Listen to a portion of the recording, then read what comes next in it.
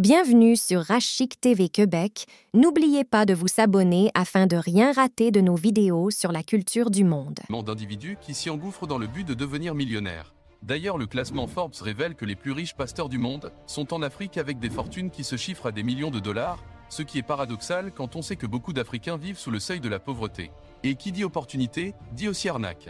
Dans cette vidéo, nous vous donnons une occasion inédite de découvrir ces faux pasteurs qui utilisent leurs fidèles pour s'enrichir.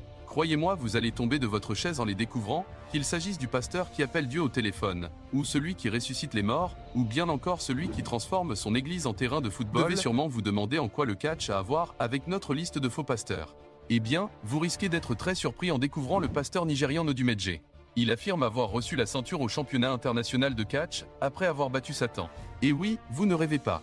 Dans cette vidéo, on le voit donnant des coups, soi-disant invisibles, à cet homme possédé par un esprit. Mieux, il n'hésite pas à utiliser des méthodes de délivrance inspirées des figures de catch. Si on peut être unanime sur un point, il est évident qu'il s'est nettement trompé de carrière. Comme quoi, pour répondre à la concurrence, plus vous êtes dans l'extrême mieux ça marche. Pour enfin finir avec ce pasteur, il affiche régulièrement sa fortune sur les réseaux sociaux, avec des vêtements de luxe, des liasses de billets à en faire perdre la raison. Que pensez-vous de lui? Dites-le nous en commentaire. On continue avec un pasteur encore plus incroyable. Jésus a transformé l'eau en vin, le pasteur ghanéen, Bishop Obinim, lui se vante d'avoir transformé une pierre en or. Rien que cela, tout ceci devant ses fidèles qui n'en demandaient pas mieux. Dans cette vidéo devenue virale, on peut voir un fidèle lui donner un objet qui, selon les affirmations des uns et des autres, serait une pierre. On peut donc voir le pasteur faire beaucoup de grimaces, pour finalement faire sortir un autre objet, qui serait de l'or. Un tour de passe-passe que pourrait faire n'importe quel amateur, s'intéressant aux techniques de la magie. Celui qui se définit comme un ange de Dieu est habitué des bad buzz, mais aussi des services de police. En plus de ressusciter des morts, il aide aussi les femmes à trouver des maris. C'est donc tout naturellement que de nombreux fidèles en quête de miracles se retrouvent ainsi donc les jours de culte, à l'honorer de leur présence, mais surtout de leur poche. Avant de vous parler du pasteur qui a demandé à ses fidèles de manger des herbes, je vous demanderai de vous rappeler de la dernière fois où on vous a frappé. C'est sûr que vous n'avez pas envie d'y penser. Cette fois-ci, nous sommes en Ouganda où un pasteur a copieusement frappé ses fidèles. Ceci dans le but de les purifier afin d'obtenir le pardon divin.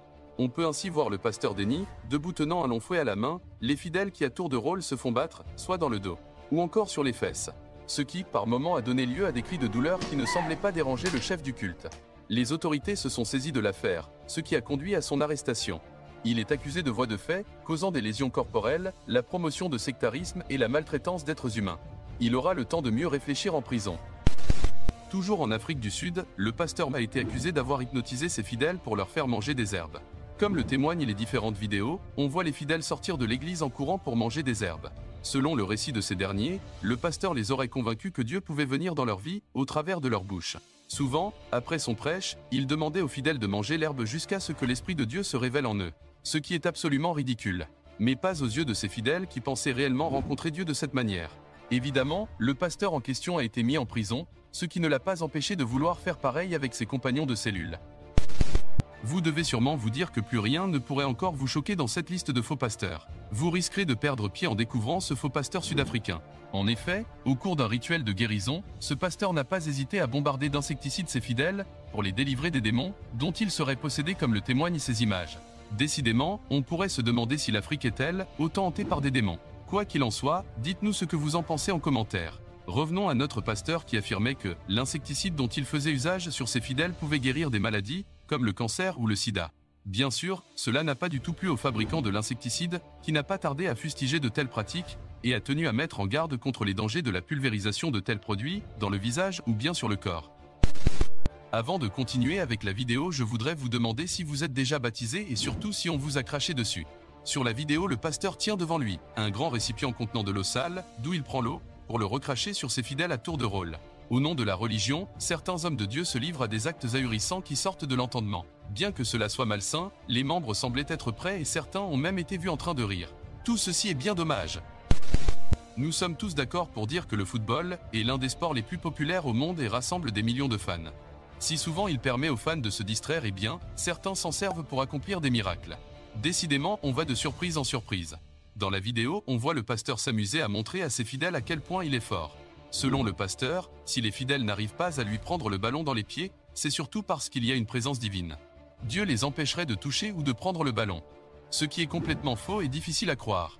On peut nettement voir que tout ceci est grotesque et digne d'un film d'Hollywood.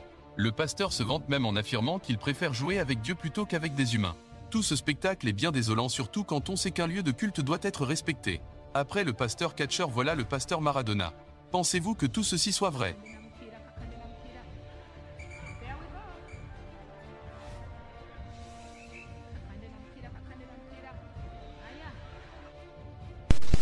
Je suis convaincu que vous avez hâte de découvrir le pasteur qui ressuscite les morts. Ceci dit, je voudrais vous poser une question. Si vous pouvez avoir le numéro de téléphone d'une star, à qui vous penseriez? Personnellement, je voudrais bien avoir le numéro du milliardaire africain Aliko Dangote. Et bien nous concernant, ce pasteur zimbabwéen lui préfère avoir le numéro de Dieu. En effet, après avoir prétexté avoir le numéro de Dieu, le pasteur a joué l'intermédiaire entre Dieu à l'autre bout du fil et une fidèle qui s'était mise à genoux devant lui.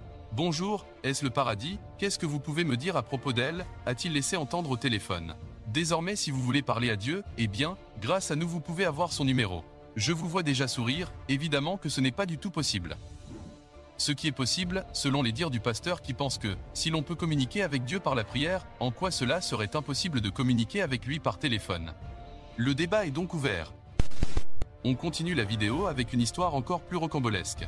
Et malheureusement, c'est encore en Afrique du Sud. Trêve de bavardage et allons dans le vif du sujet. Si Jésus a ressuscité Lazare après 3 jours dans le tombeau, le pasteur Alf Lukao a attesté dans un premier temps avoir ressuscité un mort. Et oui, vous ne rêvez pas. Dans la vidéo, l'on assiste à une scène fortement théâtralisée. En effet, un jeune homme en blanc est allongé dans un cercueil sorti fraîchement d'un corbillard. Selon le récit de ses parents, il serait décédé depuis des jours. Le pasteur en bon sauveur commence à prier et le cadavre se redresse.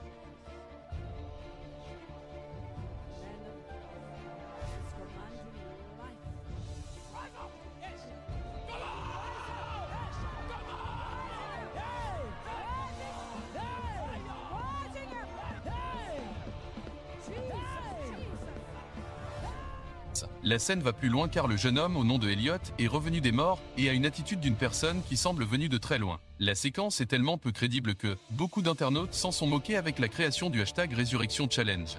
Le pasteur acculé par les railleries dans les médias et sur les réseaux sociaux a finalement admis que la personne n'était pas morte et qu'elle était bien vivante. Il n'a pas bien évidemment oublié de présenter des excuses pour ne pas avoir dit la vérité un peu plus tôt. Le pasteur Alf Lukao est considéré comme étant le pasteur le plus riche du monde par certains médias sud-africains, avec une fortune qui avoisinerait le milliard de dollars.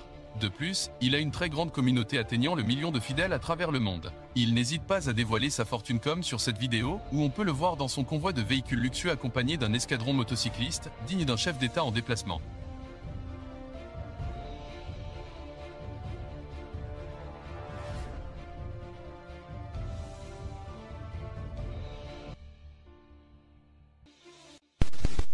Pour finir, nous irons en Zambie à la découverte du pasteur Andrew Ejimadu. Dans une vidéo devenue virale, on le voit cracher de l'argent pour le donner à ses fidèles. Si le dragon est réputé pour cracher du feu, le pasteur Andrew lui préfère cracher de l'argent. Que pensez-vous de cette liste de faux pasteurs? Abonnez-vous et partagez la vidéo afin de lutter contre ce fléau qui fait beaucoup de victimes.